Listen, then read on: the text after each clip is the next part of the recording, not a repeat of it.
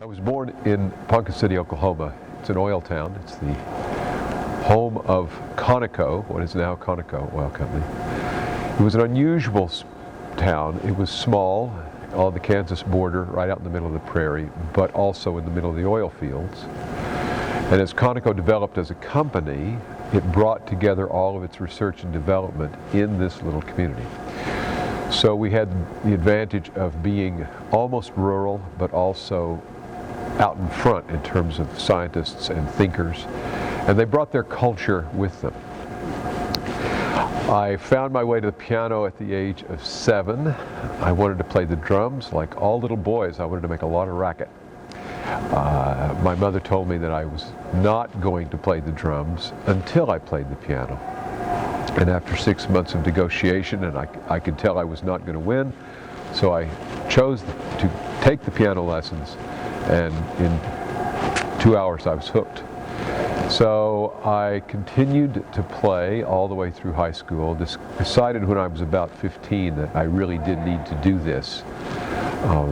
And having practiced already at a fairly serious pace, it was a moment in time when I made the move to being a pianist and being a musician.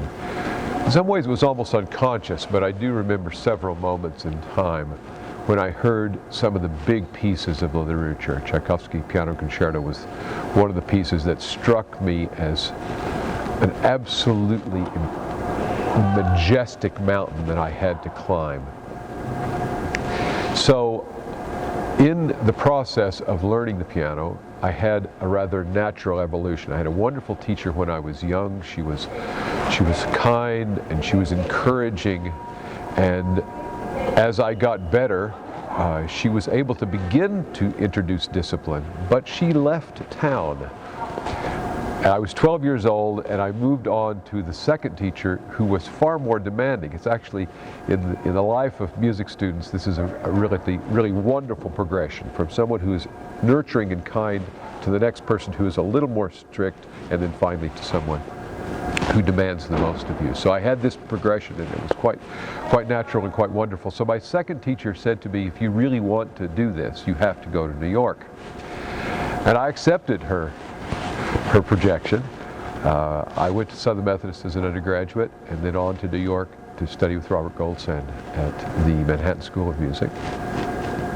So it was a kind of like all of our musicians here at the New World Symphony, you move through this period when you're introduced to the music and it captures your imagination, and then you begin to be known as someone who can do the work and who can turn the printed page into an expression, who can make the magic.